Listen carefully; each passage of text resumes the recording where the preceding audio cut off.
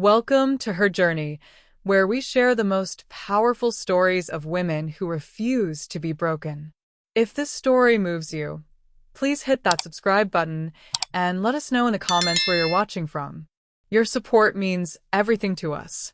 My name is Ariel Whitford, and at 67 years old, I thought I'd seen every kind of betrayal life could throw at me. I was wrong.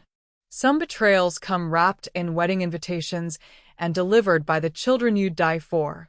The burgundy dress hung in my closet like a ghost of better times. I'd worn it to my son Marcus's high school graduation, then to his college commencement, and later to celebrate his first promotion at the tech company. Each time he'd complimented how elegant I looked, how proud he was to have me as his mother. Now, as I smoothed the fabric over my 67-year-old frame, I wondered if this would be the last time I'd dress up for my son. 6 weeks had passed since our explosive argument about his wedding budget. $200,000. That's what Marcus and his fiancée Victoria had demanded I contribute. Not asked, demanded. As if my late husband Charles's life insurance money, the nest egg I'd carefully preserved for my retirement, was somehow their birthright.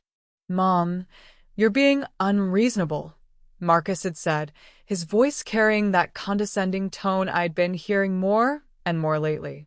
"You're sitting on all that money while Victoria and I are trying to build something extraordinary. Don't you want me to be happy?"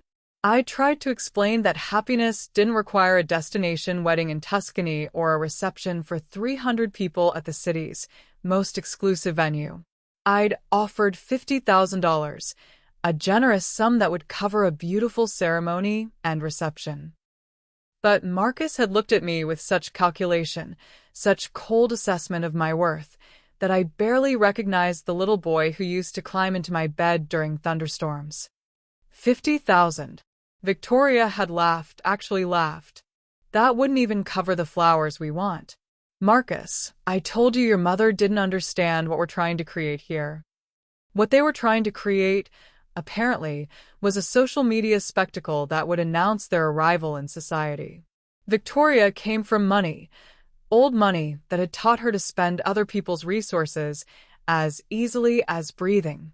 And somehow, my son had learned to see the world through her eyes. The phone call came on a Tuesday evening while I was reading in my favorite chair, the one Charles had bought me for our 25th anniversary. Marcus's voice was different, softer, almost vulnerable. "Mom, I've been thinking about what you said. Maybe we've both been too stubborn. Could we talk over dinner? I want to work this out." My heart had lifted despite myself. Perhaps the silence between us had given him time to reflect. Perhaps the reality of starting a family, Victoria was 3 months pregnant, barely showing, had awakened something in him that understood sacrifice, understood the weight of protecting what you'd built.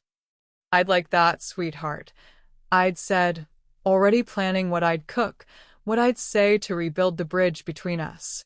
"Actually, Victoria and I thought we'd take you out somewhere nice. You know, that new place downtown, Meridian's. You deserve to be treated special."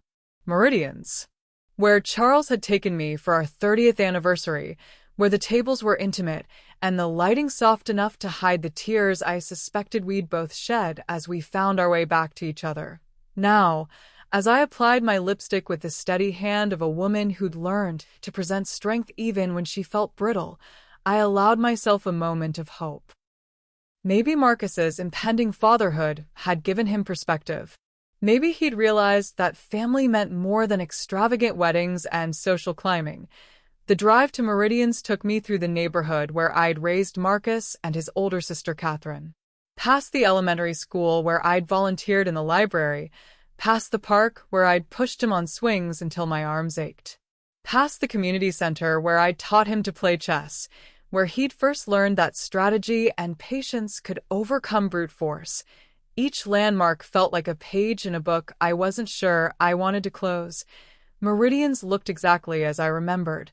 Warm brick facade, window boxes overflowing with late autumn chrysanthemums, the soft glow of candlelight visible through gauze curtains. I checked my watch. 7 o'clock exactly. Marcus had always appreciated punctuality, a trait he'd inherited from his father.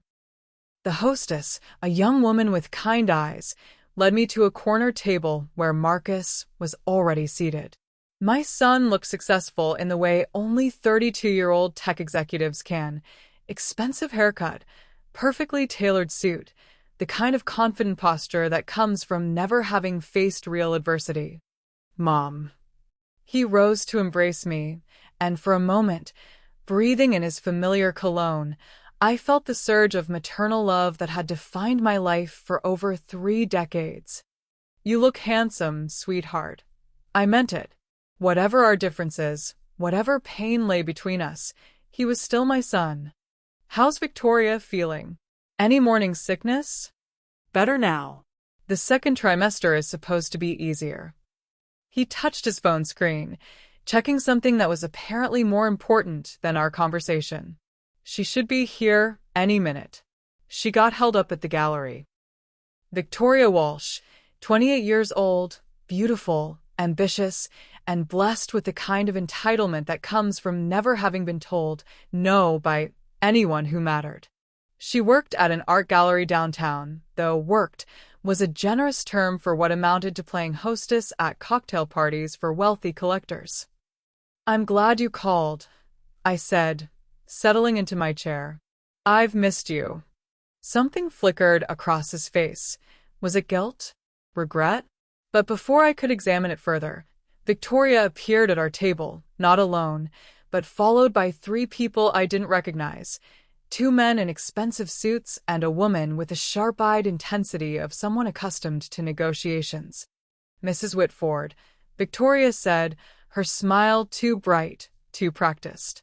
Thank you so much for joining us. The strangers took seats around our small table, transforming our intimate dinner into what felt like a business meeting.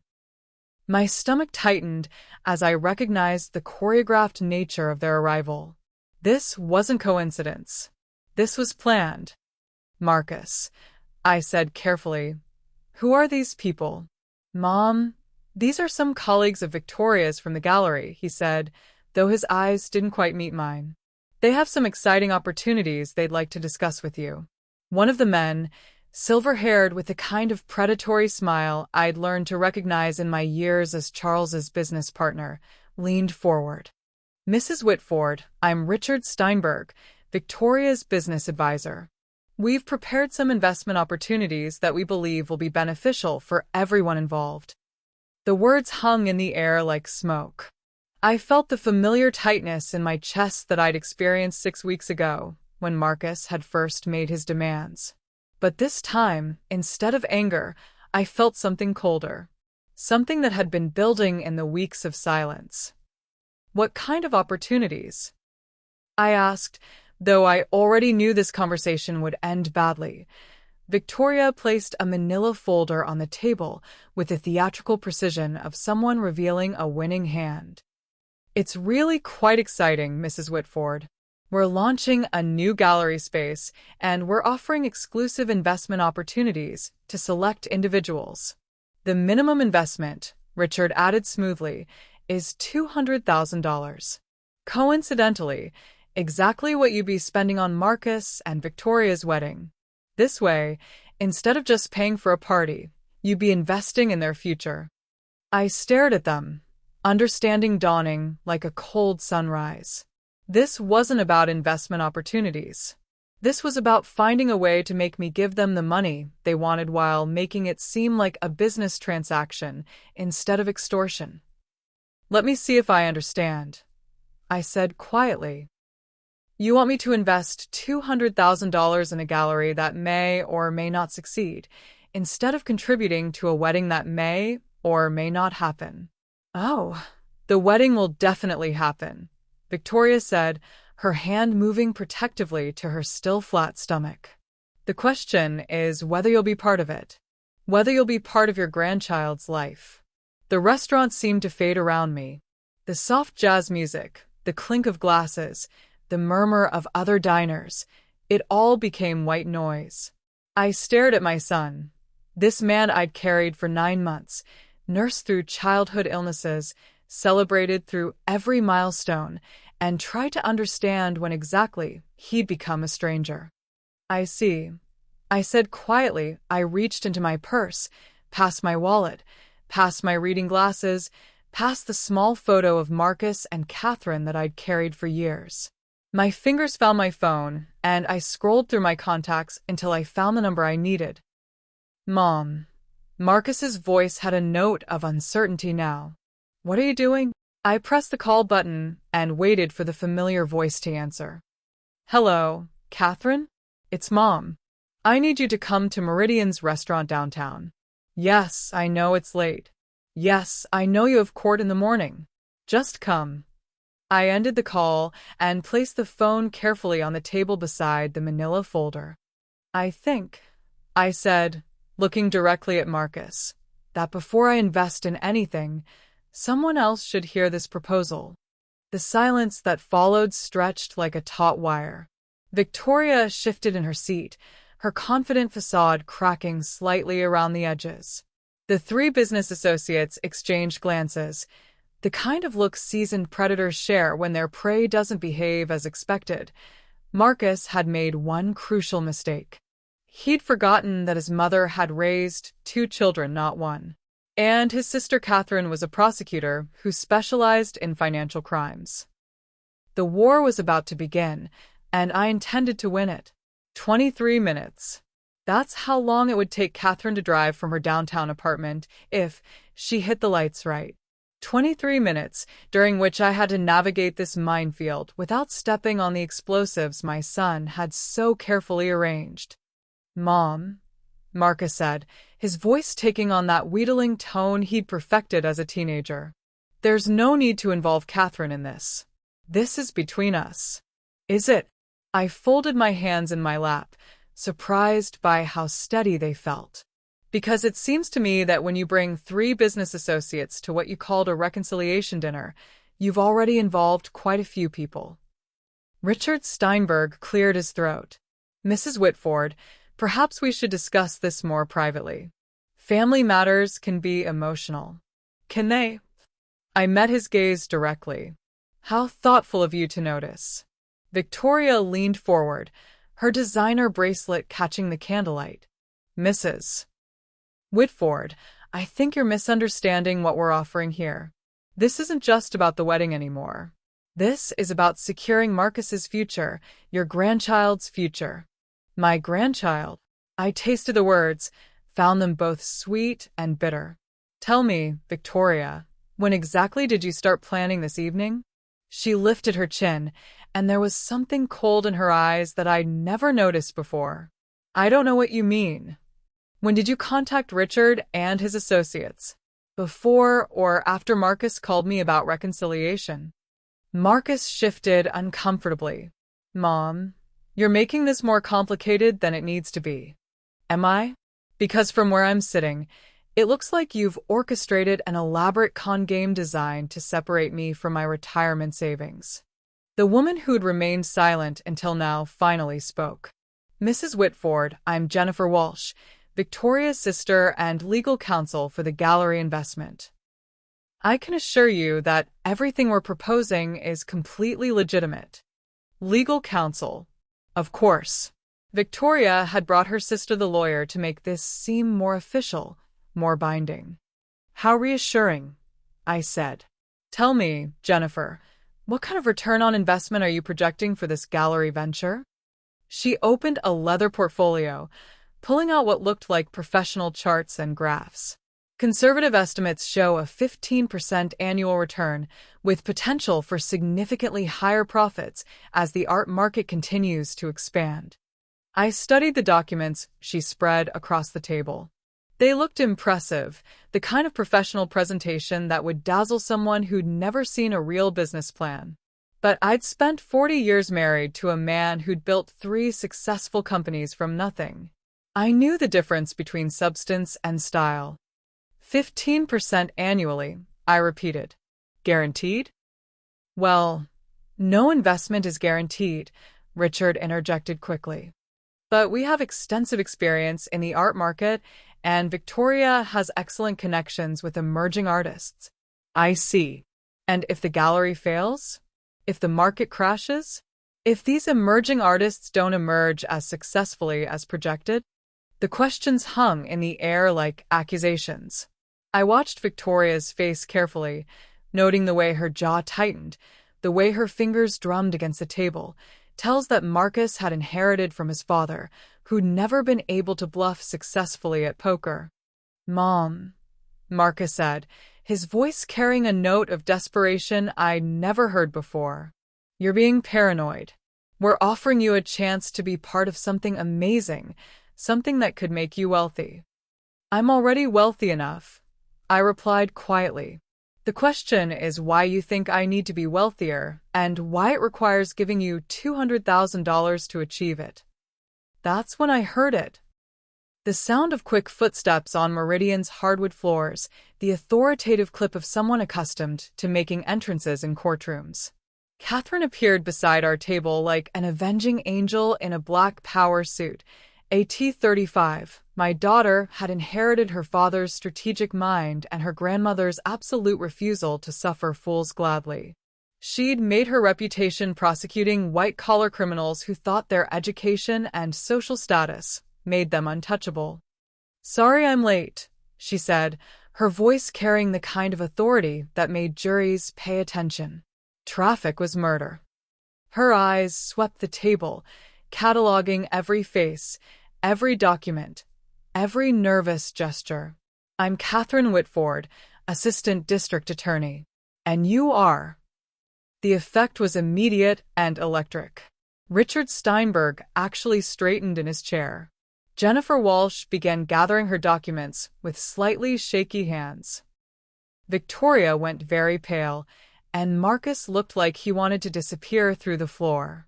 "I'm Richard Steinberg," he managed. "We were just discussing some investment opportunities with Mrs. Whitford." Investment opportunities. Catherine's voice could have frosted glass. "How interesting. Mom, what kind of investments are we talking about?" I gestured to the manila folder. "A gallery venture that requires exactly $200,000 to get started. The same amount Marcus and Victoria originally wanted for their wedding." Catherine sat down, her movements deliberate and predatory. She picked up Jennifer's business plan, flipped through it with the casual expertise of someone who'd seen every variation of financial fraud imaginable. "Gallery investment," she murmured, reading. "Projected 15% annual returns. Emerging artists. Very creative." She set the documents aside. "Jennifer Walsh, you said? Are you licensed to practice securities law in this state?" Jennifer's face went white. This isn't a securities offering. It's a private investment opportunity." "Ah." Catherine smiled, and I remembered that smile from her childhood, the expression she'd worn when she'd caught Marcus cheating at Monopoly. "So you're not registered with the SEC. You're not providing the required disclosures for private investment offerings. You're just asking my mother to write a check for $200,000 based on some charts you printed off your computer." "Now wait just a minute," Victoria interjected, but Catherine's gaze shifted to her with laser precision. "Victoria Walsh." "I've heard so much about you." The temperature in Catherine's voice could have preserved meat. "Congratulations on your pregnancy, by the way. When are you due?" "June," Victoria answered automatically, then seemed to realize she'd fallen into some kind of trap. "June." "So you conceived in September?" "About the same time you and Marcus started pressuring my mother for wedding money." Catherine's smile grew sharper. What an interesting coincidence. The silence that followed was deafening. I watched my son's face cycle through confusion, realization, and something approaching panic as he began to understand what Catherine was implying. "Cat," he said weakly, "you can't possibly think." "I think," Catherine interrupted, "that my mother is being subjected to a sophisticated con game designed to separate her from her retirement savings. I think you've brought unregistered investment advisors to a restaurant to pressure an elderly woman into making a financial decision without proper legal counsel. And I think that if this conversation continues, I might have to start asking questions about potential elder abuse and fraud charges. Richard Steinberg stood up abruptly. I think there's been a misunderstanding. We should probably reschedule this discussion for another time.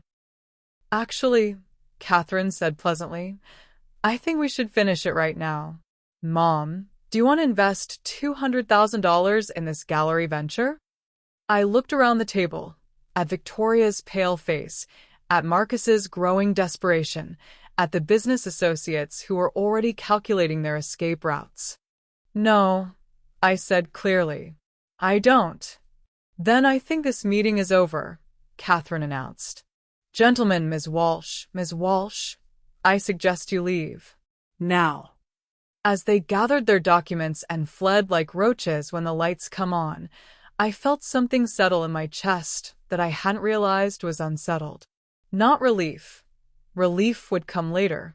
This was something harder, colder. This was the moment when a mother realizes that her child has become her enemy. Marcus remained seated, his face a mask of anger and humiliation. Victoria had followed her business associates toward the exit, but she turned back at the last moment. This isn't over, she said, her voice carrying a venom I'd never heard before. You'll regret this. Catherine laughed, actually laughed. Is that a threat? Because if it is, I should probably mention that threatening an elderly person in the presence of a prosecutor is generally considered poor judgment. After they'd gone, Catherine and I sat in the wreckage of what was supposed to have been a reconciliation dinner. The other diners were staring now, drawn by the drama that had unfolded at table 12. Mom, Catherine said gently, are you okay? I considered the question. Was I okay? My son had just tried to defraud me. My future daughter-in-law had threatened me. My grandchild would be raised by people who saw me as nothing more than a source of funding. No, I said honestly, but I will be. Because sitting there in Meridians, surrounded by the ruins of my relationship with my son, I'd made a decision. Marcus and Victoria thought they could intimidate me, manipulate me, threaten me into compliance. They were about to learn that some mothers don't just fight back, they destroy.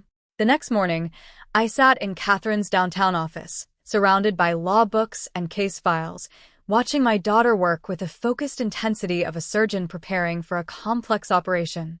She'd been making phone calls since 8 a.m., and the picture she was painting of Marcus and Victoria's activities was becoming clearer and more disturbing with each conversation. Richard Steinberg, she said, hanging up the phone and making notes on a legal pad. No license to practice securities law in this state. No registration with the SEC. His investment firm is a P.O. box and a website that was created 3 weeks ago. 3 weeks. I felt something cold settle in my stomach. That's right after Marcus called asking me to reconsider the wedding funding. Exactly. And Jennifer Walsh, Victoria's sister, passed the bar exam but was never sworn in. Technically, she's not licensed to practice law anywhere. Catherine pulled out another file folder, this one thick with documents I didn't recognize. I made some calls last night after you went home. Turns out Victoria and Marcus have been very busy lately. She spread the documents across her desk like evidence in a murder trial. Credit applications, loan applications, vendor contracts for wedding services. They've been telling everyone they have a wealthy benefactor, you who's funding their lifestyle. I studied the papers, recognizing my name and financial information scattered throughout. How did they get my banking details? That's the interesting part. Remember when Marcus offered to help you set up online banking last year? When he said it would be more convenient for you to manage your accounts electronically? The memory hit me like a physical blow. Marcus sitting at my kitchen table, patiently walking me through usernames and passwords, insisting that I write everything down, just in case. I'd thought he was being helpful, caring about his aging mother's ability to manage her finances in the digital age. He copied everything, I whispered. He copied everything. Bank account numbers, investment portfolios, the life insurance payout amounts. He's been monitoring your finances for months, probably reporting back to Victoria about exactly how much you're worth. Catherine pulled out another set of documents. But here's where it gets really interesting. They've been using your financial information to secure credit themselves. Pre-approved for a $300,000 wedding loan, based on your assets as collateral. They can't use my assets as collateral without my permission. They can if they forge your signature. And they can if they claim you've given verbal authorization. It's fraud, but it's the kind of fraud that's hard to prove unless you know what to look for. I leaned back in my chair, processing the scope of my son's betrayal. This wasn't just about wedding money. This was systematic identity theft, financial manipulation, and fraud. Marcus hadn't just asked me for money. He'd been planning to take it with or without my consent. There's more, Catherine said grimly. I pulled Victoria's background. The art gallery where she works? It's owned by her family. Her father bought it for her 3 years ago, when she graduated from college. She's not an employee. She's the owner, playing at having a career. And the pregnancy. Catherine's expression grew darker.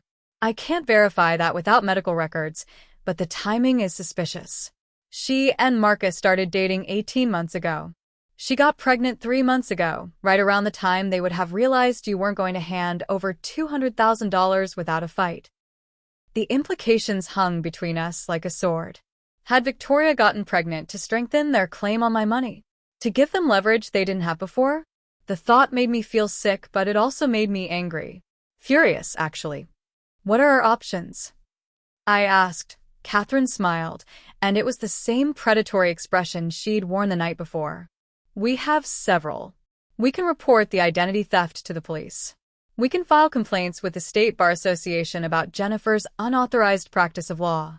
We can notify the SEC about Richard's unregistered investment scheme. But those are defensive measures. They'll stop Marcus and Victoria from continuing their current scheme, but they won't actually punish them for what they've already done. I studied my daughter's face, recognizing the calculating expression she'd inherited from her father. What are you thinking? I'm thinking that Marcus and Victoria have made some very poor choices, and choices have consequences. Catherine leaned forward, her voice dropping to the conspiratorial whisper she'd used as a child when planning elaborate pranks. I'm thinking that if they want to play games with financial fraud and elder abuse, they should understand that some people play those games better than others. What kind of consequences? Catherine opened her laptop, pulling up what looked like a complex flowchart. Marcus works for Technocore, right? Big tech company, very concerned about their reputation and employee conduct. Yes. He's a project manager for their corporate clients division. And Victoria's gallery is funded by her family's money, which comes from her father's real estate development business? According to what Marcus has told me, yes. Then we have multiple pressure points. Corporate employers don't like employees who engage in fraud, especially when it involves elderly victims.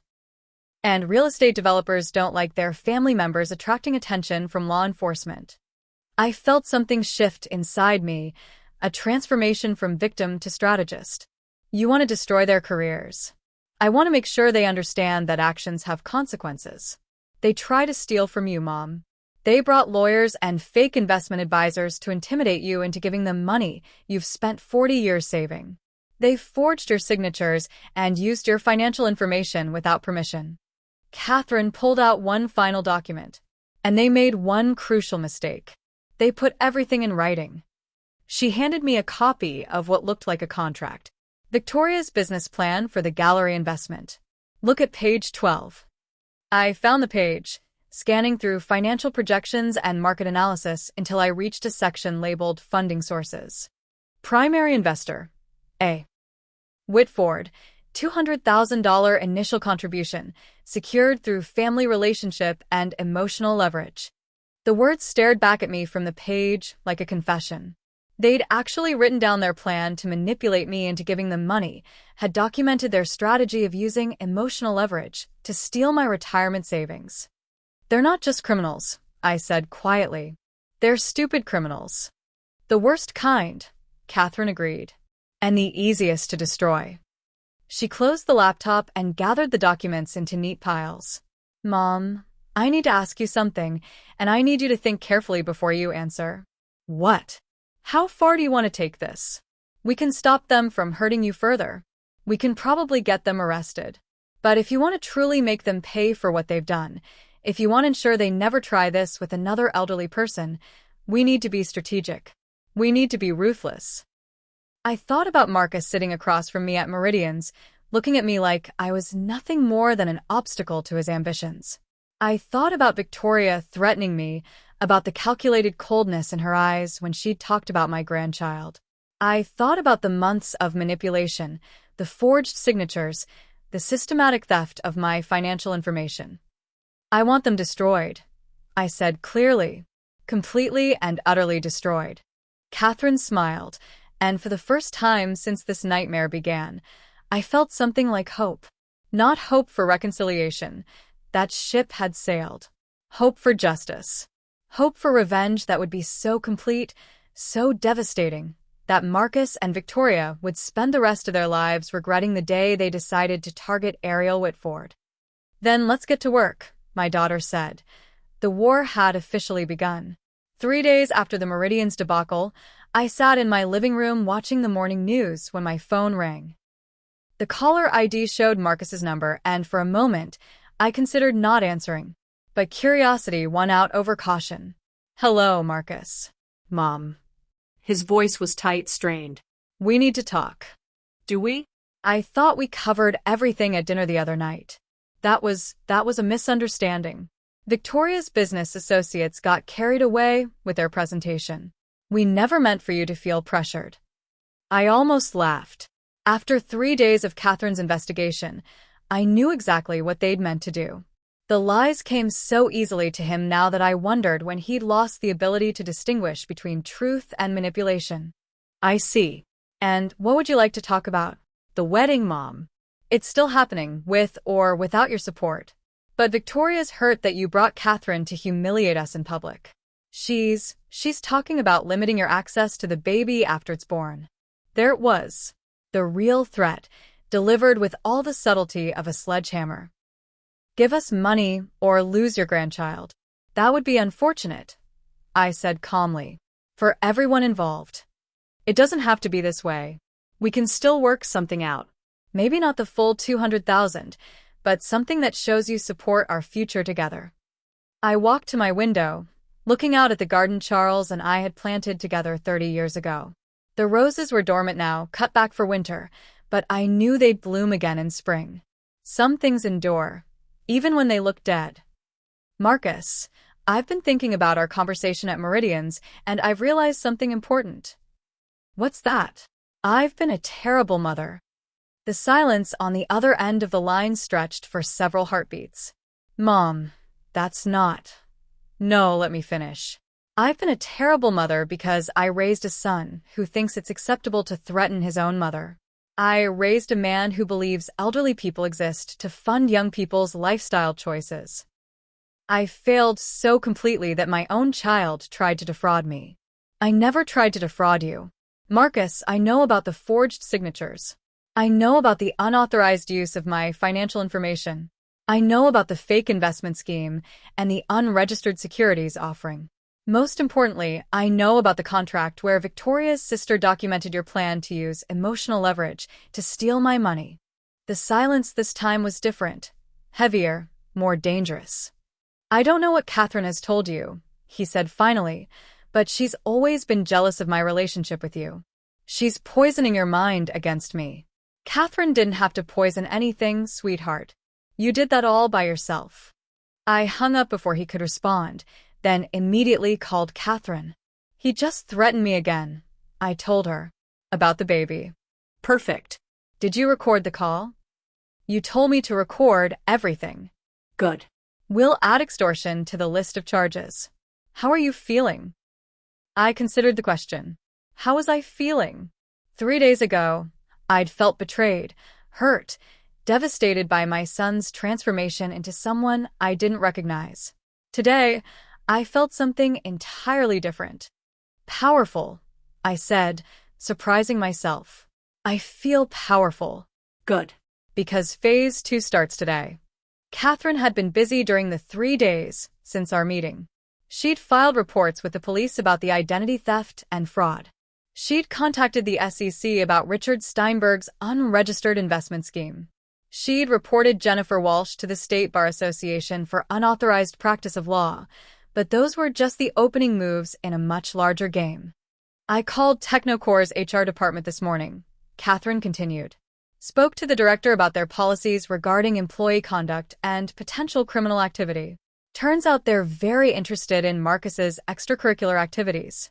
What did you tell them? Just the facts. That one of their employees is under investigation for elder abuse and financial fraud. That he's been using his position at a respected company to gain credibility for his schemes. That their corporate reputation might be at risk if they continue to employ someone engaged in criminal activity. I felt a savage satisfaction at the thought of Marcus trying to explain his behavior to his employers. He'd worked so hard to build his professional reputation, to position himself as a rising star in the tech industry. How would that reputation survive the revelation that he was a con artist who targeted elderly victims? What about Victoria? Even better. I had lunch yesterday with Patricia Morrison. She's the federal prosecutor who handles art fraud cases. Turns out she's been watching Victoria's gallery for months. Watching it for what? Money laundering. The gallery has been selling paintings for astronomical amounts to buyers who immediately donate them to charities for tax write-offs. It's a classic scheme for converting dirty money into clean donations. The pieces were clicking into place with elegant precision. Victoria's family business wasn't just real estate development. It was a money laundering operation disguised as cultural philanthropy. And Victoria's gallery was the front operation that made it all look legitimate. Does Marcus know about the money laundering? Probably not the details, but he knows something's wrong. He'd have to be completely blind not to notice that Victoria's salary from the gallery is more than most doctors make. So when you expose the gallery operation, Marcus becomes an accessory to federal crimes. Even if he claims ignorance, he's still complicit in using the proceeds of criminal activity to fund his lifestyle. I sat down heavily, overwhelmed by the scope of what Catherine had uncovered. This wasn't just about a wedding or even about financial fraud. This was about organized crime, money laundering, and federal prosecution. Catherine, are you sure about this? Once we trigger a federal investigation, there's no going back. Mom, they tried to steal your retirement savings. They threatened to keep your grandchild away from you unless you gave them money. They brought fake lawyers and unregistered investment advisors to intimidate you into compliance. They forged your signature and used your financial information without permission. She paused, and when she continued, her voice was steel. They made you into a victim. Now we're going to make them into criminals. That afternoon, I drove to the coffee shop where Marcus and I used to meet when he was in college, when he still called me for advice and told me about his dreams. It seemed appropriate to end our relationship where it had been strongest. He was already there when I arrived, sitting at our old table by the window. He looked terrible, pale, exhausted, like a man who'd been sleeping badly and worrying constantly. Good. Mom, thank you for coming. I was afraid you wouldn't want to see me. I sat down across from him, noting how he avoided eye contact. I wanted to say goodbye. Goodbye? To the son I raised. The boy who used to build blanket forts and make me Mother's Day cards from construction paper. The young man who called me crying when his first girlfriend broke his heart. Marcus's face crumpled slightly. Mom, I'm still that person. I made some mistakes, but you tried to steal my retirement money, Marcus. You brought criminals to a restaurant to intimidate me. You threatened to keep my grandchild away from me unless I funded your lifestyle. Those aren't mistakes. They're choices. Victoria's pregnant. We're starting a family. I was desperate to provide for them. Provide for them? Or provide for her expectations. There's a difference between providing and enabling, and you've chosen to enable a woman who sees you as nothing more than a route to easy money. I leaned forward, holding his gaze. Do you know what I did after your father died? I could have spent his life insurance money on cruises and expensive dinners and designer clothes. Instead, I invested it carefully, lived modestly, saved every penny so that I could leave something meaningful to you and Catherine when I die. Mom, I'm not finished. That money represents 40 years of your father's work, 40 years of our partnership, 40 years of planning for a future that would include taking care of our children even after we were gone. And you tried to steal it to pay for Italian marble in a bathroom and a honeymoon in Tuscany. Marcus was crying now, tears streaming down his face. I never meant for it to go this far. Victoria said. Victoria said what? That I was being selfish? That I owed you my retirement savings? That elderly people exist to fund young people's ambitions. I kept my voice level, clinical. Tell me, Marcus, when exactly did you start seeing me as a bank account instead of a person? He wiped his eyes with the back of his hand, a gesture so reminiscent of his childhood that my heart almost broke. Almost. She's pregnant, Mom. I'm going to be a father. I wanted to give my child everything I never had. Everything you never had. I stared at him in disbelief. You had a college education without student loans. You had a car at 16. You had family vacations and summer camps and every opportunity we could afford. What exactly did you lack? Security. Financial security. Victoria comes from money, real money. I wanted to match that, to prove I could provide for her the way she's accustomed to living. And there it was. The truth, finally. This wasn't about providing for his child or building a future together. This was about a man so insecure, so desperate to impress a woman, that he'd been willing to destroy his own mother to do it. Marcus, I need you to listen to me very carefully, I said, pulling out my phone. In about 10 minutes, federal agents are going to arrest Victoria for money laundering, tax fraud, and racketeering. Her gallery is a front operation for her family's criminal enterprise, and every penny you've spent on your lifestyle together came from illegal activities. His face went white. What are you talking about? I'm talking about the fact that you've been living off the proceeds of federal crimes for 18 months. I'm talking about the fact that your pregnant fiancé is about to become a federal defendant facing 25 years in prison. I showed him my phone screen, where Catherine had texted me real-time updates. Search warrants executed. Victoria Walsh in custody. Gallery assets frozen. Marcus grabbed for my phone, but I pulled it away. This isn't possible. Victoria's family is legitimate. They're real estate developers. They're money launderers, sweetheart. And you've been helping them spend their dirty money on wedding venues and luxury cars and Italian marble. Even if you claim ignorance, you're still an accessory to federal crimes. The color drained from his face completely. Mom, you have to help me. You have to call Catherine. Get her to stop this. Stop what? Stop justice? Stop the consequences of your choices. I stood up, gathering my purse. You made your decision when you chose Victoria over your family. When you chose to threaten and manipulate me instead of earning what you wanted. Now you get to live with the consequences. Please, he whispered. I'm your son. No, I said quietly. You're a stranger who shares my last name. My son died the night you brought those criminals to Meridian's and tried to steal my retirement savings. I walked away, leaving him sitting at our old table, surrounded by the wreckage of his carefully constructed life. Through the coffee shop window, I could see him calling someone frantically.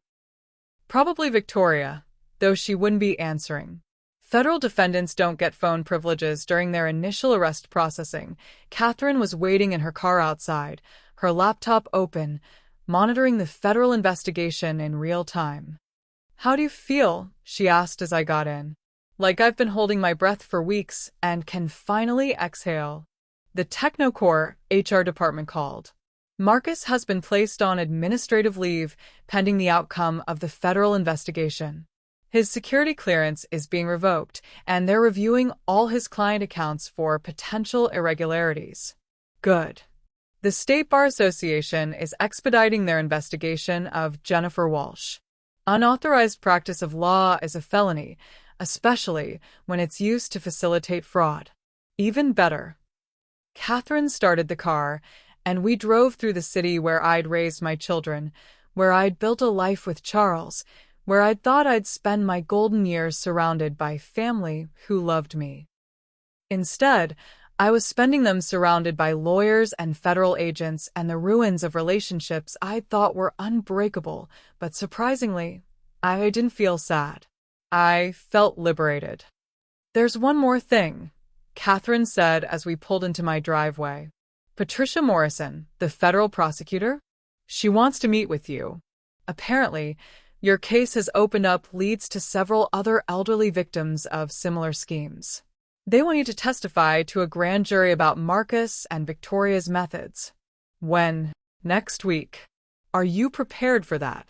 I looked at my house, the home Charles and I had shared for 30 years, the place where I'd raised 2 children, and thought I'd understood what family meant. Tomorrow, contractors would be installing new security systems and changing all the locks. The financial accounts Marcus had accessed would be closed and reopened with new numbers. I was taking back control of my life, piece by piece. "I'm prepared for anything," I said. Because I'd learned something important over the past week.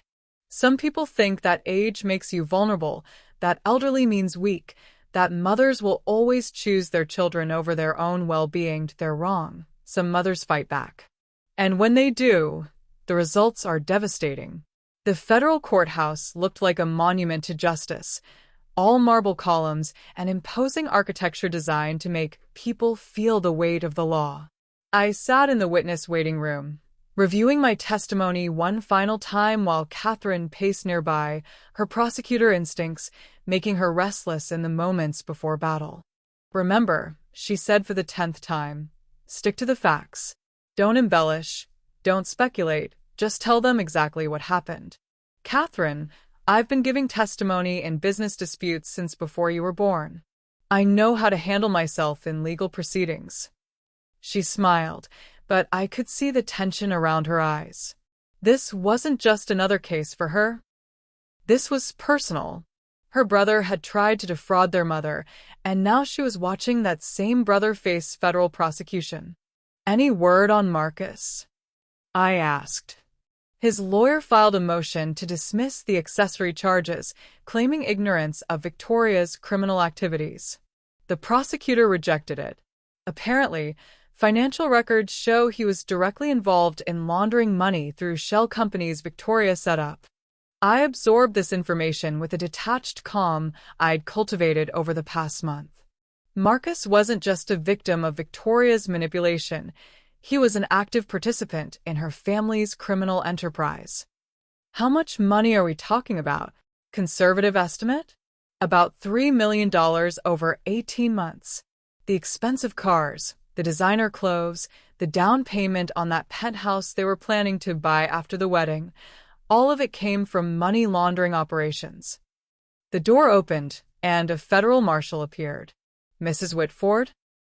They're ready for you." The grand jury room was smaller than I'd expected, filled with 23 ordinary citizens who'd been tasked with determining whether the evidence warranted criminal charges. They looked like the kind of people I might meet at the grocery store or the library: retirees, working parents, young professionals. People who understood what it meant to work for their money and save for their future. Patricia Morrison stood at the front of the room, her presence commanding even in the informal grand jury setting. At 45, she had the kind of sharp intelligence that came from years of prosecuting criminals who thought they were smarter than the law.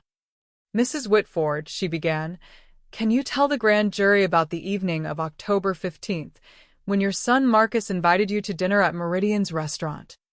I took them through the entire evening.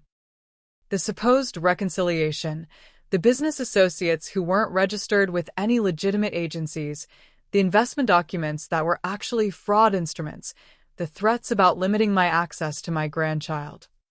"At any point," Morrison asked, "did you feel that you were being coerced or threatened?"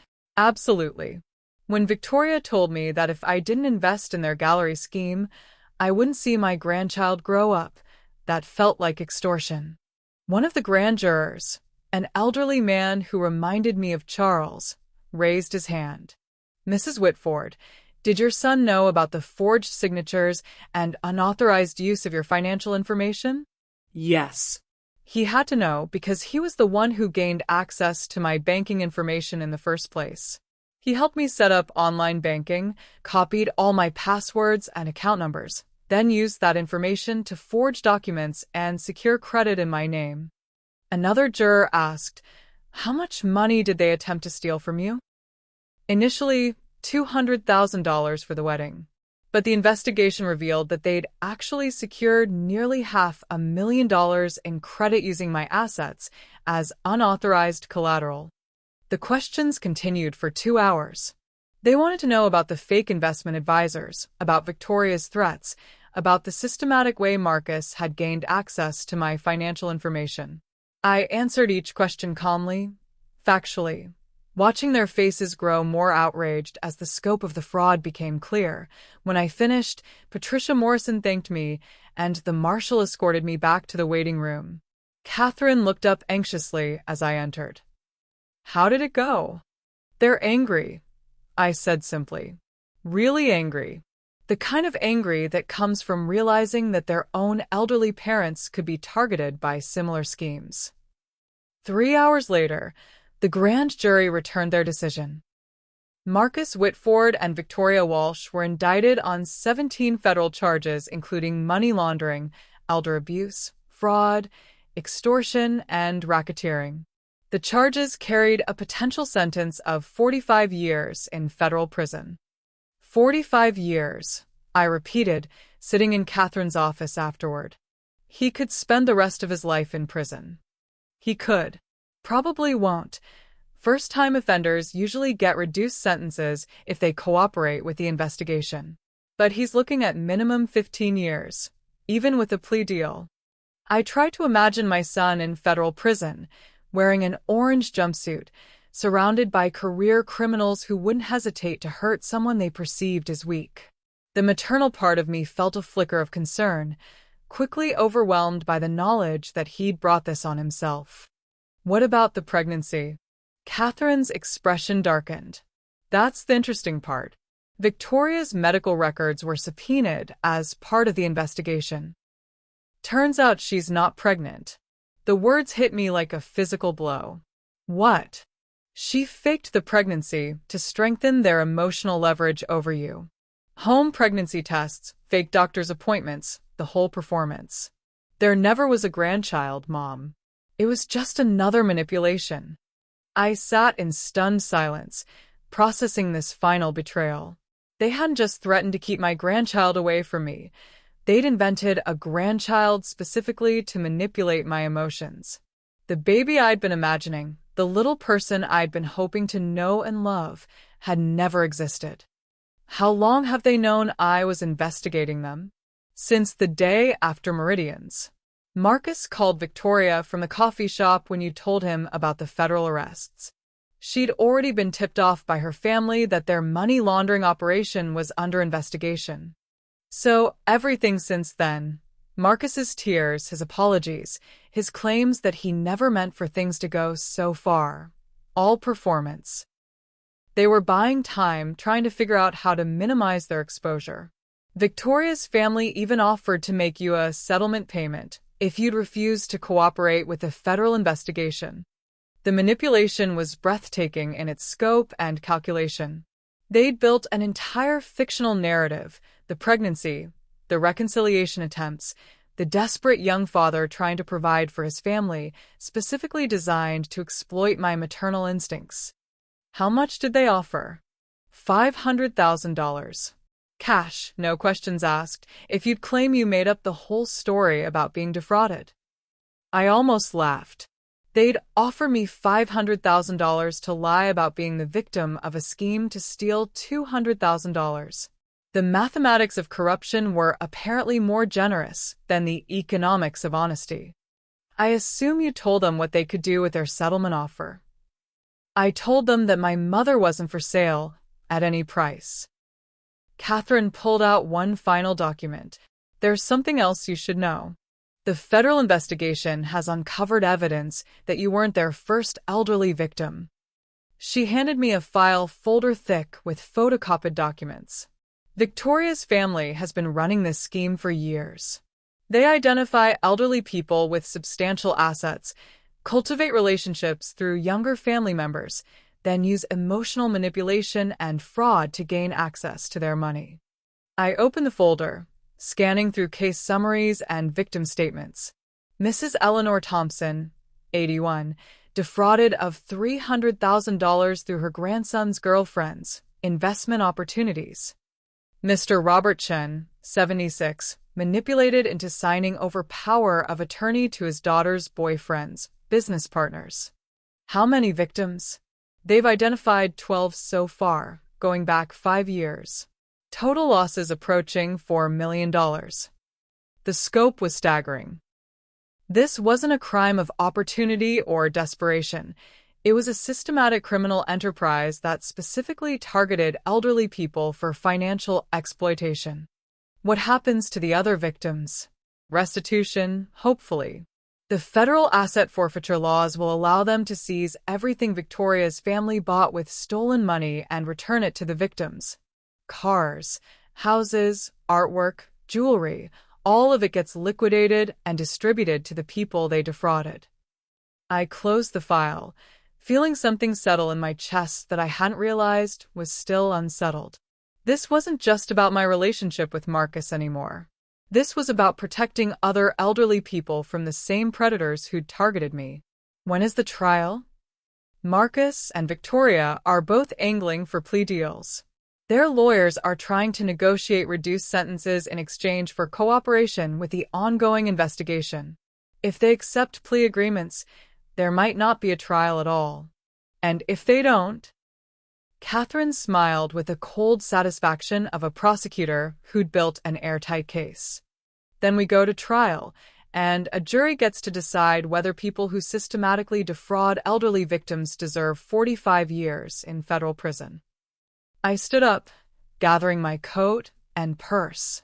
Outside Catherine's office window, the city was settling into evening, people heading home from work, couples meeting for dinner, families gathering around kitchen tables to share their days. Normal people living normal lives, unaware that predators like Marcus and Victoria moved among them, looking for vulnerable targets and exploitable relationships. But those predators had made one crucial mistake. They'd assumed that elderly meant helpless, that maternal love meant unconditional enabling, that age made people easy targets rather than experienced fighters. They were about to learn that some mothers don't just protect their children, they protect other people's children from their own children when necessary. The war wasn't over. It was just entering its final phase. 2 months after the federal indictments, I sat in Catherine's office reviewing the plea agreements that would determine my son's fate. The documents were thick with legal language, but the bottom line was simple. Marcus and Victoria were willing to confess to their crimes in exchange for reduced prison sentences. Marcus is offering to plead guilty to conspiracy, fraud, and elder abuse, Catherine explained, her finger tracing down the legal document. In exchange, the federal prosecutors will drop the money laundering and racketeering charges. What's the difference in sentencing? With the plea deal, he's looking at 8 to 12 years in federal prison. Without it, he could face 25 to 40 years if convicted at trial. I studied my son's proposed confession, noting how carefully his lawyers had crafted the language to minimize his culpability. According to this document, Marcus was a naive young man who'd been manipulated by his sophisticated criminal girlfriend. He'd been an unwilling participant, coerced into illegal activities through emotional manipulation and threats. It was almost artistic in its dishonesty. What about Victoria? She's fighting everything.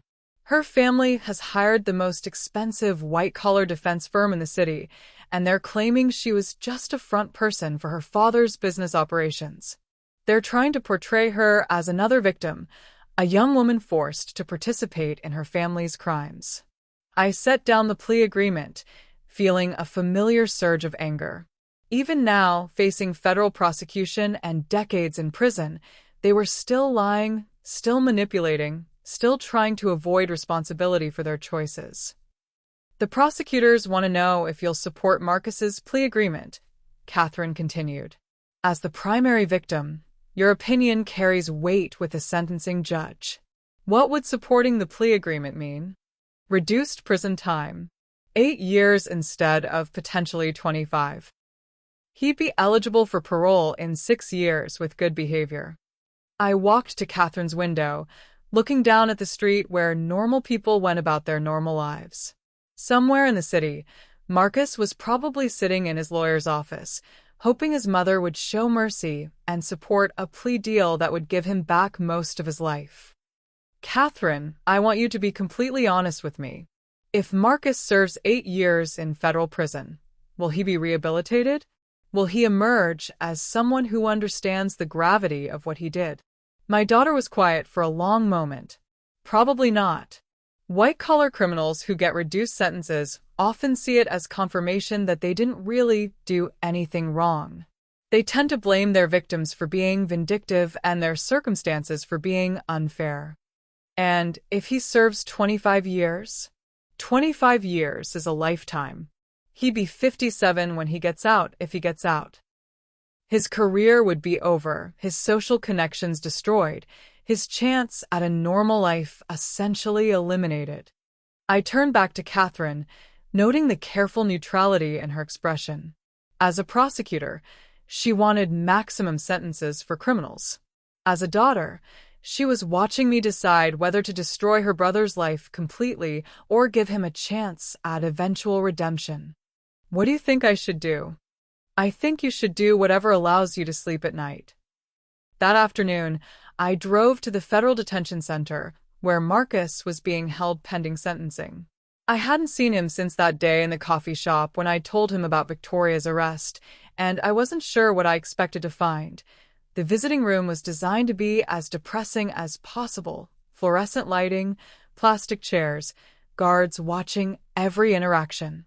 Marcus sat at a metal table, wearing an orange jumpsuit that made him look younger and more vulnerable than his 32 years.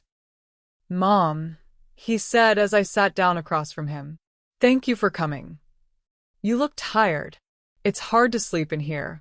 The noise, the lights that never go completely off, the constant fear that someone's going to decide I'm an easy target." I studied his face, noting the weight loss, the dark circles under his eyes, the nervous habit of glancing toward the guards every few seconds.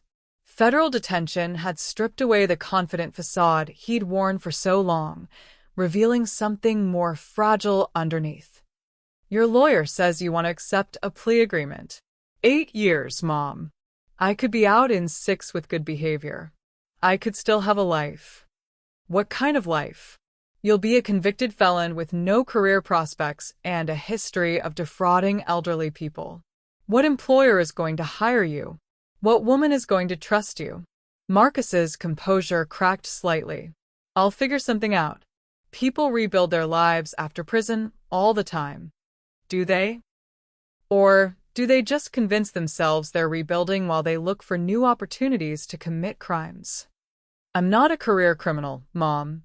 I made some bad decisions because I was desperate to impress Victoria and provide for our family." "There was no family, Marcus. Victoria was never pregnant. She faked the whole thing to manipulate us into giving her money." The color drained from his face. "That's impossible. I saw the pregnancy tests, the doctor's appointments. All fake. Home pregnancy tests can be manipulated, and the doctor's appointments were with a gynecologist who's part of her family's network. There never was a grandchild. There never was a family to provide for. It was all a lie designed to exploit your desperation and my maternal instincts." Marcus stared at me in shock, his mouth opening and closing like a fish gasping for air. "But she said she showed you what you wanted to see. Just like she showed me what I wanted to see. A son who'd made mistakes, but was fundamentally still the person I'd raised." I leaned forward, holding his gaze. "Marcus, I need you to understand something. This isn't about one bad decision or falling under the influence of a manipulative woman. This is about a pattern of choices that led you to systematically defraud your own mother. I never meant to hurt you. You meant to steal my retirement savings. You meant to threaten me with losing access to a grandchild who didn't exist. You meant to use my financial information without permission and forge my signature on documents. Those weren't accidents, sweetheart. They were deliberate criminal acts. Marcus was crying now, tears streaming down his face. Please, Mom. I'm begging you. Support the plea agreement. 8 years is already a lifetime. Don't let them destroy me completely. I watched my son break down. This man I'd carried for 9 months and raised for 32 years, and felt something I'd never expected to feel. Nothing. No maternal instinct to protect him, no urge to minimize his suffering, no desire to enable his continued belief that he was more victim than perpetrator. Marcus, do you know how many other elderly people Victoria's family defrauded using the same methods they used on me? He shook his head, still crying. 12. 12 families torn apart, 12 elderly people robbed of their retirement security, 12 situations where children and grandchildren turned into predators who targeted their own families for financial gain. I stood up, gathering my purse.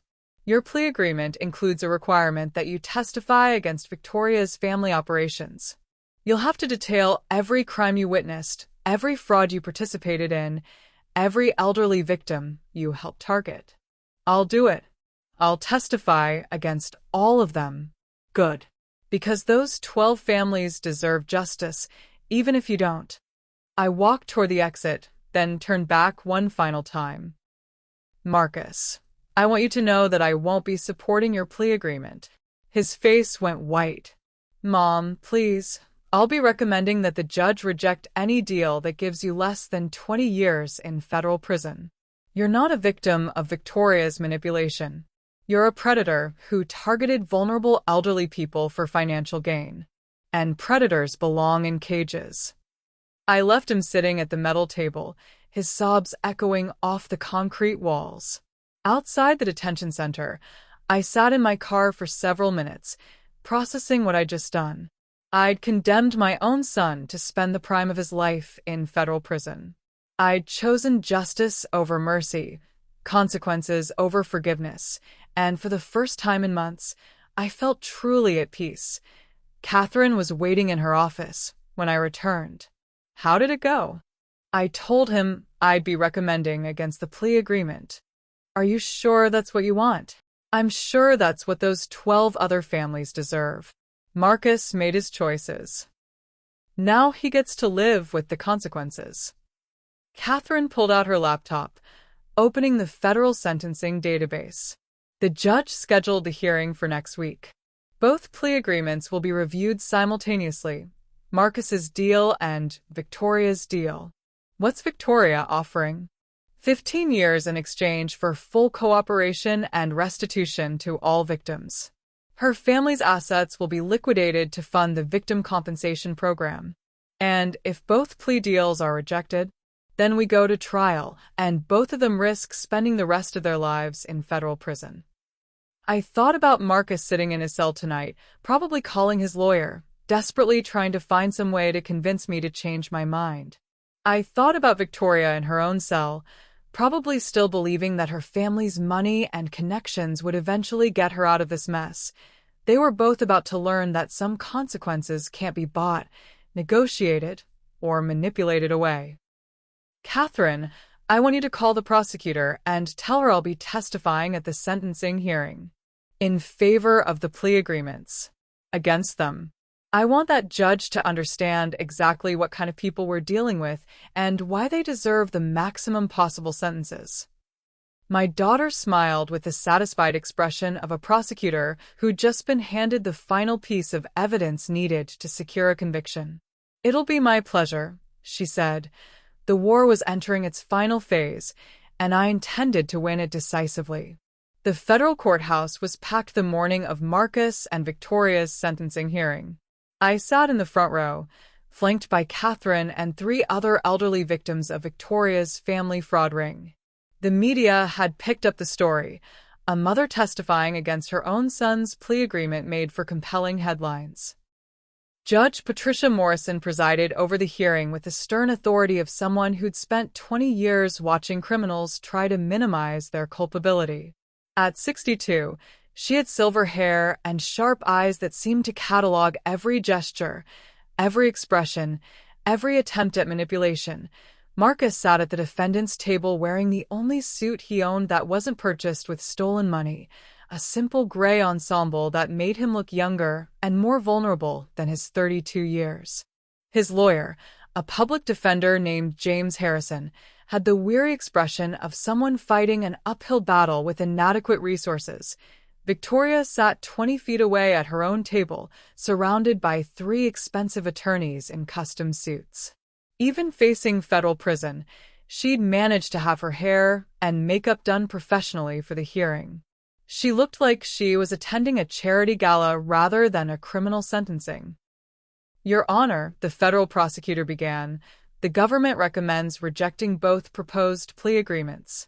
The defendants are members of a sophisticated criminal organization that specifically targeted elderly victims for financial exploitation. Their crimes caused devastating harm to multiple families and represent a calculated abuse of trust that warrants maximum penalties. Marcus's lawyer stood up, his voice carrying the desperate sincerity of someone making a last-ditch appeal. Your Honor, my client was a vulnerable young man manipulated by sophisticated criminals. He deeply regrets his actions and is prepared to spend the next 8 years making amends for his mistakes. Judge Morrison's expression didn't change. Mr. Harrison, your client participated in a conspiracy to defraud elderly victims of nearly $4 million. He personally threatened his own mother with the loss of access to a fabricated grandchild unless she turned over her retirement savings. These aren't mistakes, they're deliberate criminal acts. Victoria's lead attorney, Richard Sterling, approached the bench with the confident swagger of someone accustomed to getting his way. Your Honor, my client was coerced into participating in her family's business operations. She's a young woman who is used as a front person for crimes she didn't understand or approve of. Ms. Walsh, the judge replied dryly, personally threatened elderly victims, created fraudulent investment documents, and faked a pregnancy to strengthen her emotional leverage over Mr. Whitford's family. She was an active participant, not a passive victim. Then it was my turn. I approached the witness stand feeling the weight of everyone's attention. The media, the other victims, the defendants' families, the court officials who'd seen hundreds of these hearings but rarely heard a mother testify against her own son. Mrs. Whitford, the prosecutor began, can you tell the court about your relationship with the defendant Marcus Whitford? He's my son. I gave birth to him 32 years ago, raised him, educated him, and loved him unconditionally until the night he brought criminals to a restaurant and tried to steal my retirement savings. Do you support his proposed plea agreement? Absolutely not. The courtroom stirred. Marcus's face went white, and I could see Victoria whispering urgently to her lawyers. Can you explain why? I turned to face the judge directly. Your Honor, my son didn't make a mistake or fall under bad influences. He systematically planned to defraud me over a period of months. He gained access to my financial information under false pretenses, forged my signature on documents, and threatened to keep a fabricated grandchild away from me unless I gave him money. I pulled out the folder Catherine had prepared, containing copies of all the forged documents and fraudulent applications Marcus had filed using my information.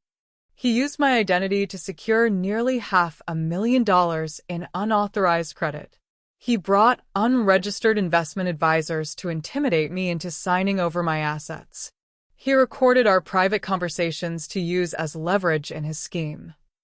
Judge Morrison reviewed the documents I'd submitted. Mrs. Whitford, these are serious allegations. You're saying your son recorded private family conversations? Yes, Your Honor.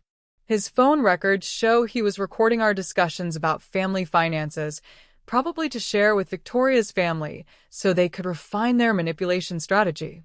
Marcus shot to his feet. That's not true. I never recorded. Mr. Whitford.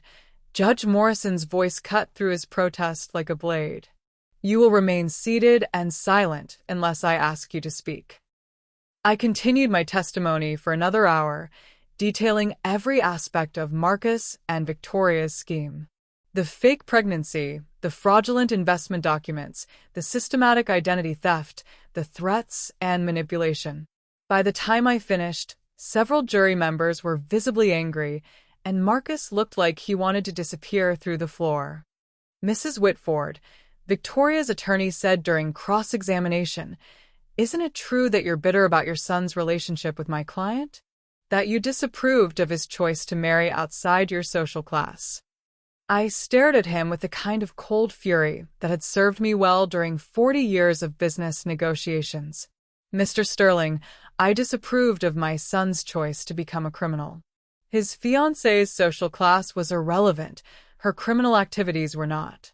But surely you want your son to have a chance at redemption? The opportunity to rebuild his life after serving his sentence? I want my son to understand that actions have consequences.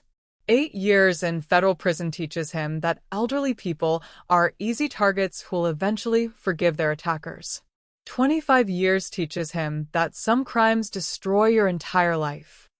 After my testimony, 3 other elderly victims took the stand.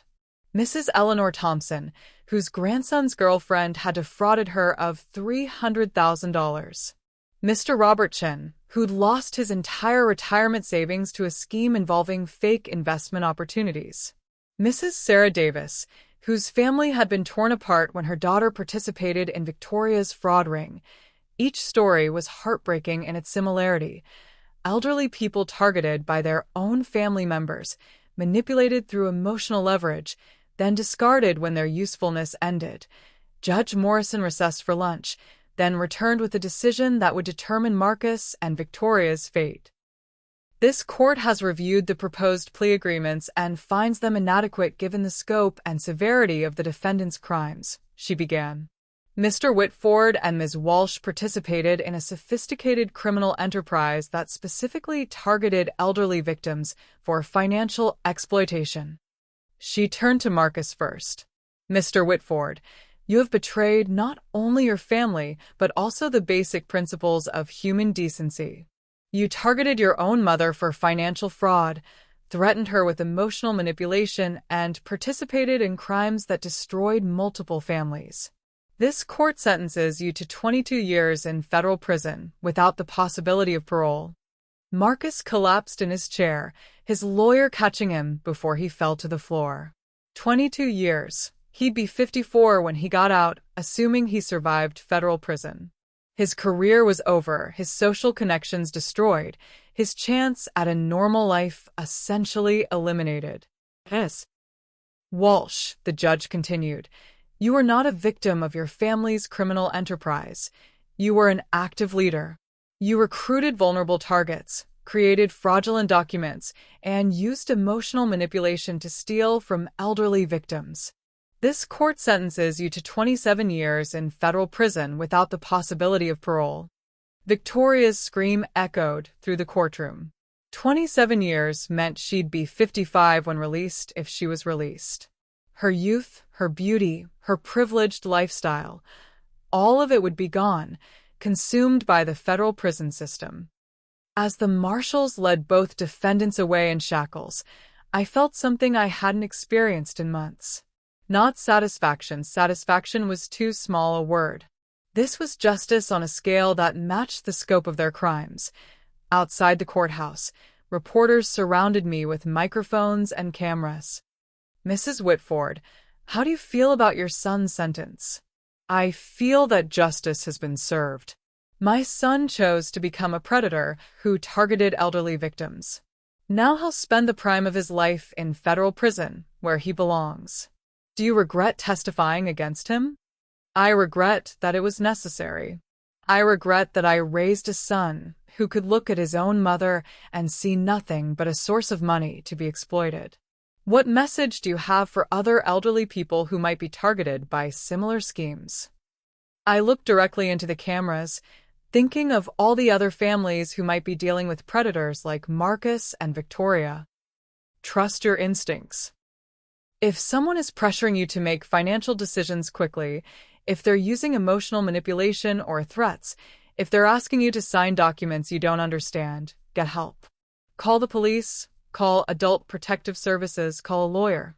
Don't let anyone convince you that family loyalty requires you to enable criminal behavior. That evening, Catherine and I sat in my living room, drinking wine and processing what had just happened. The media coverage was extensive. The story of a mother who testified against her own son was making national headlines. "How do you feel?" Catherine asked, relieved. "For the first time in months, I feel like the nightmare is actually over." "Any regrets?" I considered the question. Did I regret sending my son to federal prison for 22 years? Did I regret choosing justice over mercy, consequences over forgiveness? No, I said finally. Marcus made his choices, and now he gets to live with them. Those 12 families deserve justice, even if it means destroying my relationship with my son forever. Catherine raised her wine glass. To justice. To justice. I agreed, and for the first time in my adult life, I understood what it meant to choose principle over family, consequences over enablement, justice over love. It was the hardest thing I'd ever done. It was also the right thing. 6 months after the sentencing, I sat in my garden watching the spring bulbs push through the soil with determined optimism. Life, it seemed, had a way of renewing itself even after the harshest winters. The same couldn't be said for my relationship with Marcus, but I'd made peace with that reality. The phone rang as I was deadheading the early daffodils. Catherine's name appeared on the caller ID, and I answered with the easy familiarity of someone who'd grown closer to one child while losing the other entirely. "Mom, I have news about Marcus." I set down my gardening shears, noting the careful neutrality in her voice. "What kind of news?" "He was attacked in federal prison last week. Broken ribs, concussion, internal bleeding. He's in the prison hospital." I felt a flicker of the maternal instinct that had defined my life for over 3 decades, quickly followed by something colder and more complex. "How bad?" "He'll survive." But word got out about what he did, targeting elderly victims, defrauding his own mother. That doesn't play well in federal prison. I walked inside, pouring myself a cup of coffee with hands that remained perfectly steady. "And you're telling me this because?" "Because his lawyer called. Marcus is asking to see you. He says he has something important to tell you about Victoria's family operations." "More information?" What could he possibly know now that he didn't know 6 months ago? Catherine was quiet for a moment. "The federal investigation is ongoing, Mom." Victoria's family had connections that went deeper than anyone realized. If Marcus has information that could help prosecute other members of the criminal organization, it might be significant. I considered this. Marcus, lying in a prison hospital bed, suddenly developing a conscience about his criminal associates. Or more likely, Marcus realizing that cooperation with federal authorities might improve his circumstances in an environment where elderly abuse made him a target. What does the prosecutor think? Patricia Morrison wants to hear what he has to say. If the information is valuable enough, there might be room for sentence modification. Sentence modification. You mean reducing his 22 years in federal prison? Potentially. If he provides information that leads to additional prosecutions, yes. I sat down at my kitchen table, the same table where Marcus had helped me set up online banking, where he'd gained access to the financial information he'd later used to defraud me. The irony wasn't lost on me. "Catherine, I want you to be completely honest with me. Do you think Marcus has genuinely changed? Do you think nearly being killed in prison has given him some kind of moral awakening?" I think Marcus is scared and looking for any way to improve his situation. Whether that constitutes genuine change is debatable. But you think I should see him. I think you should do whatever feels right to you. You don't owe him anything, Mom. You've already done more than most mothers would do in your situation.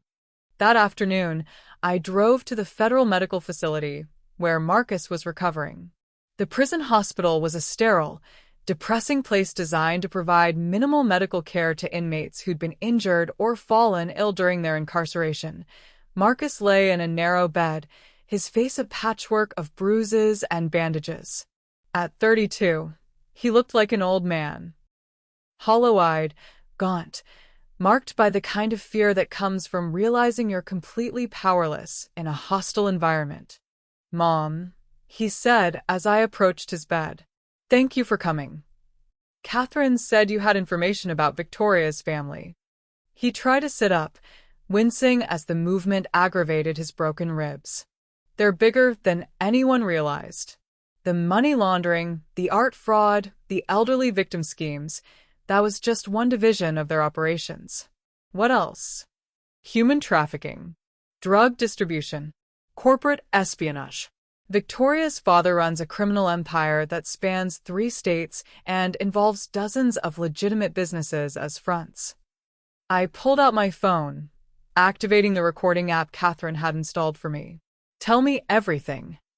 For the next hour, Marcus detailed the scope of Victoria's family criminal enterprise. Names, dates, locations, financial transactions.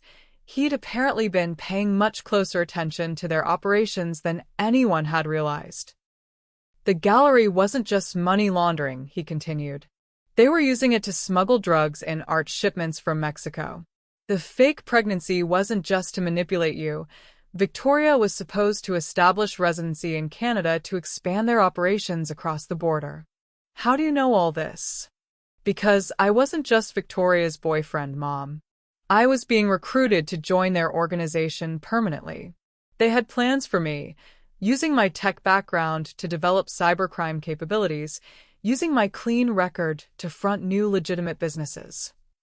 I stared at my son, seeing him clearly for perhaps the first time. He hadn't been manipulated by Victoria. He'd been auditioning for a permanent position in her family's criminal empire. The wedding, the pregnancy, the demands for money, all of it had been a test to see if he was ruthless enough to exploit his own family for financial gain. "And you were planning to accept their offer?" Marcus looked away, unable to meet my eyes. "I thought I was going to be rich, powerful, part of something bigger than myself. I thought I was finally going to have the kind of life Victoria came from. By becoming a career criminal. By becoming successful. I didn't think about the victims, didn't consider the consequences. I just saw the money and the lifestyle and convinced myself I deserved it." I stood up, tucking my phone back into my purse. "Marcus, I want you to understand something. This information you're giving me, it's not going to buy you forgiveness. It's not going to rebuild our relationship. It's just going to help prosecute other criminals." "I know." "I'm not asking for forgiveness anymore, Mom. I'm asking you to help me do one thing right. By testifying against Victoria's family, by making sure they can't hurt anyone else the way they hurt you, the way they hurt all those other families." I studied his battered face, looking for some sign of genuine remorse rather than calculated self-interest. What I saw was more complex, a man who'd lost everything, including his illusions about the life he'd been trying to build. "The prosecutor will want to debrief you extensively. You'll have to provide documentation, evidence, testimony that could put you in even more danger in federal prison." "I'm already in danger, Mom. Word is out about what I did to you. Every day I stay in general population is another chance someone decides to teach me a lesson about respecting elderly people. So this is about survival, not conscience." Marcus was quiet for a long moment. Maybe it started that way. But lying here for the past week, thinking about everything that happened, I keep coming back to one thing. What? You raised me better than this. Somewhere along the way, I forgot everything you and Dad taught me about right and wrong, about treating people with respect, about earning what you want instead of taking it. He met my eyes for the first time since I'd arrived. I can't undo what I did to you, to those other families. But maybe I can stop Victoria's family from doing it to anyone else. I felt something shift in my chest. Not forgiveness, but a recognition that perhaps some part of the son I'd raised was still buried somewhere beneath the criminal he'd become. I'll give the recording to Catherine, I said. She'll coordinate with a federal prosecutor. But Marcus, I want you to understand that testifying against organized crime puts a target on your back that never goes away. I know. And even if your sentence gets reduced, even if you survive federal prison, your life as you knew it is over. You'll never have a normal career, never be trusted with other people's money, never be able to rebuild the relationships you destroyed. I know that too. I gathered my coat and purse, preparing to leave him in the sterile hospital room that would probably be the safest place he'd experience for the next 20 years. Mom, he called as I reached the door. I want you to know that I'm proud of you. I turned back, surprised. Proud of me? For fighting back. For not letting us get away with it. For choosing justice over family loyalty. His voice cracked slightly. You did what a good person does when their own child becomes a predator. You stopped me.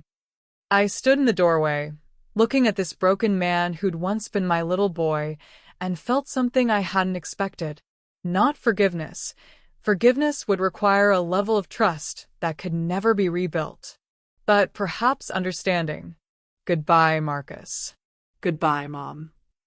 As I walked back to my car, I realized that this would probably be the last time I'd see my son as anything other than a witness in ongoing federal prosecutions. The maternal relationship was over, replaced by something more complex, a recognition that sometimes love means letting consequences destroy the person you used to protect. The spring air was warm, filled with the promise of renewal and growth. Some relationships ended in winter and never recovered. Others transformed into something entirely different, neither alive nor dead, but suspended in a permanent state of what might have been. I drove home to my garden, where the daffodils were blooming despite the harsh winter they'd endured. Some things survive. Some things don't. And some things become something else entirely. The information Marcus provided from his prison hospital bed proved to be far more valuable than anyone had anticipated. Within 2 weeks of our meeting, federal agents had executed search warrants on 12 properties across 3 states, seizing computers, financial records, and evidence of criminal activities that dwarfed anything Victoria's family had been previously suspected of. I sat in Catherine's office reviewing the scope of what Marcus's cooperation had revealed, feeling a mixture of satisfaction and horror at the magnitude of the criminal enterprise my son had nearly joined. Human trafficking, Catherine read from the federal briefing document. 17 victims identified so far, mostly young women from Central America who were promised legitimate employment opportunities. Drug distribution networks spanning from Mexico to Canada, using art galleries and antique shops as front operations for smuggling and money laundering. Corporate espionage targeting defense contractors and pharmaceutical companies, selling stolen research data to foreign competitors. The list continued for 3 pages. Victoria's family hadn't just been running elaborate fraud schemes against elderly victims. They'd been operating a sophisticated criminal empire that touched dozens of illegal activities and hundreds of victims. How much of this did Marcus know? I asked. According to his debriefing sessions, he was aware of most of it, but convinced himself it wasn't his concern. He was focused on the money laundering operations that directly benefited his lifestyle with Victoria. Catherine pulled out another document. But here's the interesting part.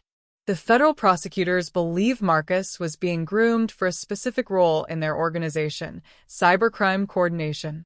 His background in tech, combined with his apparent willingness to exploit family relationships, made him valuable to them. So the wedding, the pregnancy, the demands for my money were all part of an extended job interview. They wanted to see if he was ruthless enough to defraud his own mother, if he could maintain the deception under pressure, if he had the stomach for serious criminal activity. I absorbed this information with a detached fascination. My son hadn't just fallen under Victoria's influence. He'd been systematically recruited into organized crime, tested through increasingly serious criminal acts until they were confident he could be trusted with their most sophisticated operations. And he passed their tests. With flying colors, right up until you and I destroyed their entire organization. The federal investigation that followed Marcus's cooperation was swift and thorough.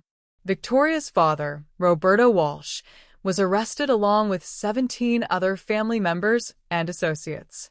Their criminal empire, built over 2 decades, was dismantled in a matter of weeks. The media coverage was extensive. Organized crime family brought down by elderly victims' courage, read one headline. Mother's testimony destroys son's criminal career, read another. I'd become something I never expected to be, a symbol of elderly people fighting back against exploitation. The phone calls started immediately. Victim advocacy groups wanting me to speak at conferences.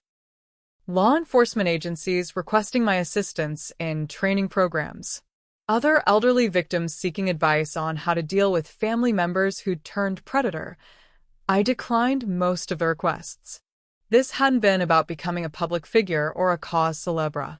It had been about ensuring that criminals faced consequences for their choices, regardless of their relationship to their victim. 1 year after Marcus's sentencing, I stood in my garden watching the roses bloom with the same determined optimism they'd shown every spring for the past 30 years. The difference was that this year, I wasn't tending them alone. Sarah Chin had become an unexpected friend during the months following the federal prosecutions. The prosecutor who'd helped bring down Victoria's criminal empire had taken early retirement and moved to my city, where she'd started a consulting firm specializing in elderly financial exploitation cases. The Morrison Foundation called again, Sarah said, settling into one of the wrought iron chairs Charles had bought for our anniversary years ago. They're offering $50,000 for a speaking engagement at their annual fundraiser. I deadhead a particularly robust climbing rose, considering the offer. The Morrison Foundation was one of the country's largest advocates for elderly rights, and their annual fundraiser drew philanthropists and policymakers from across the nation. What would they want me to talk about? Your story. Marcus and Victoria's prosecutions. The importance of prosecuting family members who exploit elderly victims, even when it means destroying family relationships. I'd given dozens of speeches over the past year to social workers, law enforcement officers, prosecutors, victim advocacy groups. Each time, the message was the same. Elderly people have the right to fight back against exploitation, regardless of who's doing the exploiting. Any word from the federal prison system about Marcus? Sarah's expression grew darker. He's in protective custody permanently now. Word of his cooperation with federal authorities has made him a target among inmates who don't appreciate snitches. And Victoria? Solitary confinement for her own protection. Apparently, she made some enemies by claiming she was just a victim of her family's criminal enterprise. Other inmates don't appreciate criminals who blame their victims. I felt a familiar satisfaction at the knowledge that both Marcus and Victoria were experiencing exactly the kind of powerlessness they'd tried to impose on me. Prison justice had a way of balancing accounts that civilian courts sometimes missed. There's something else, Sarah continued, pulling out a legal document. The Federal Asset Forfeiture Program has finished liquidating Victoria's family assets. The Victim Compensation Fund is ready for distribution. She handed me a check that made me blink twice to make sure I was reading the number correctly. $1.7 million? Your share of the recovered assets. All 12 elderly victims are receiving compensation based on what they lost, plus punitive damages calculated from the total value of the criminal enterprise. $1.7 million. More money than Charles and I had saved in 40 years of marriage and careful financial planning. Money that had been stolen from elderly victims and used to fund a criminal empire, now being returned with interest calculated at federal rates. What will you do with it? I looked around my garden, thinking about the life I'd built here, the memories I'd created, the peace I'd found in the aftermath of unimaginable betrayal. What did I need that I didn't already have? I think I'll start a foundation. What kind of foundation? One that helps elderly people fight back against financial exploitation. Legal assistance, investigative resources, emotional support for families dealing with predators who happen to be related to them. Sarah smiled with the satisfaction of someone who'd spent her career prosecuting criminals and helping victims rebuild their lives. The Whitford Foundation for Elderly Financial Protection? Something like that, with a specific focus on cases where family members are the perpetrators. That afternoon, I received an unexpected phone call. The caller ID showed a number I didn't recognize, but the voice was familiar. Mrs. Whitford? This is Jennifer Walsh, Victoria's sister. I felt my blood pressure spike. Jennifer, the unlicensed lawyer who'd helped orchestrate the fake investment scheme that had started this entire nightmare. What do you want, Jennifer? I wanted to apologize for everything that happened at Meridian's, for my role in trying to defraud you, for the pain my family caused. I settled into my favorite reading chair, the one Charles had bought me for our 25th anniversary. Are you calling from prison? No, ma'am. I was sentenced to probation and community service in exchange for cooperation with the federal investigation. I'm working with a legitimate law firm now, specializing in elder law. Elder law? How ironic. Mrs. Whitford, I know you have no reason to believe me, but watching what happened to Victoria, to your son, to all the people our family hurt, it changed me. I want to spend the rest of my career protecting elderly people instead of exploiting them. I considered this claim with the skepticism I developed over the past year. And you think one phone call erases your participation in a criminal conspiracy? No, ma'am. I think a lifetime of making amends might begin to balance the scales. What kind of amends? I'd like to work with your foundation if you'll have me. Pro bono legal services for elderly victims of financial exploitation. I know the methods criminals use because I used them myself. It was an audacious request, the woman who'd helped try to defraud me asking to join my victim advocacy efforts. But there was something in her voice that suggested genuine remorse rather than calculated self-interest. Jennifer, do you understand what your family's crimes cost? Not just financially, but emotionally? Yes, ma'am. They destroyed trust between family members, made elderly people afraid of their own children, turned relationships that should have been sources of support into sources of danger. And you want to help repair that damage? I want to try. I know I can't undo what I did, but maybe I can prevent other people from making the same mistakes. I made a decision that surprised me. Send me your resume and 3 references from people who aren't related to you. If you're serious about making amends, you can start by proving you're capable of legitimate legal work. Thank you, Mrs. Whitford. You won't regret this. I already regret it, I replied honestly. But sometimes the right choice and the comfortable choice aren't the same thing. 6 months later, I stood before a packed auditorium at the Morrison Foundation's annual fundraiser, looking out at an audience of philanthropists, policymakers, and advocates who'd paid $500 each to hear about my experience with family-based financial exploitation. My name is Ariel Whitford. I began, and 2 years ago, my son tried to steal my retirement savings by bringing criminals to a restaurant and threatening to keep a fabricated grandchild away from me unless I gave him $200,000. The audience was completely silent. What I learned from this experience is that love without boundaries isn't love, it's enablement. That family loyalty doesn't require you to fund criminal behavior. That sometimes the most loving thing you can do for your children is to let them face the consequences of their choices. I spent 45 minutes describing the systematic nature of elderly financial exploitation, the sophisticated methods criminals use to manipulate family relationships, and the importance of prosecuting family members who choose to become predators. Today, my son is serving 22 years in federal prison, I concluded. The woman he planned to marry is serving 27 years.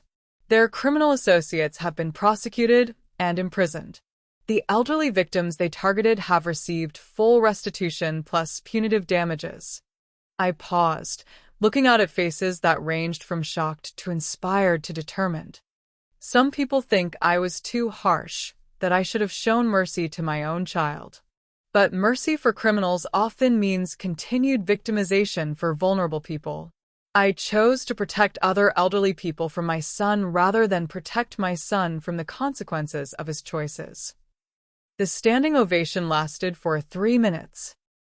Afterward, at the reception, I was approached by dozens of people who'd been affected by similar crimes. Elderly people who'd been exploited by their own family members. Adult children who'd watched their siblings steal from aging parents. Prosecutors and social workers who'd struggled to convince elderly victims to cooperate with criminal investigations. "You've given us permission to fight back," one elderly woman told me. "For years, I thought I had to accept my daughter's theft because she was family. Now I understand that criminals are criminals, regardless of their DNA." Driving home that night, I thought about the journey that had brought me from victim to advocate, from someone who'd been targeted for exploitation to someone who helped other people fight back against similar predators. Marcus was still in federal prison, would be for the next 20 years. Victoria was still in solitary confinement, facing a similar future. Their criminal empire had been dismantled, their victims compensated, their methods exposed and countered. But the real victory wasn't their imprisonment. It was the transformation of their attack into a platform for protecting other vulnerable people. They tried to destroy one elderly woman to fund their criminal ambitions. Instead, they'd created a movement that was making it harder for other predators to target elderly victims. I pulled into my driveway, noting how the security lights illuminated the garden Charles and I had planted together decades ago. The roses were dormant now, cut back for winter, but I knew they'd bloom again in spring. Some things endure. Some things grow stronger after being attacked. And some things become more beautiful because of the trials they've survived. At 78 years old, I'd learned that the best revenge isn't living well. It's turning your attackers' crimes into other people's protection. Marcus and Victoria had tried to make me a victim. Instead, they'd made me a warrior, and warriors don't retire until the battle is won. Thank you for watching her journey. If Ariel's story of courage and justice inspired you, please hit that subscribe button and share your thoughts in the comments below. Remember, family doesn't give anyone the right to exploit you, and love without boundaries isn't love, it's enablement. Sometimes the most loving thing you can do is let people face the consequences of their choices. Until next time, keep fighting for your truth and never let anyone convince you that being elderly means being helpless.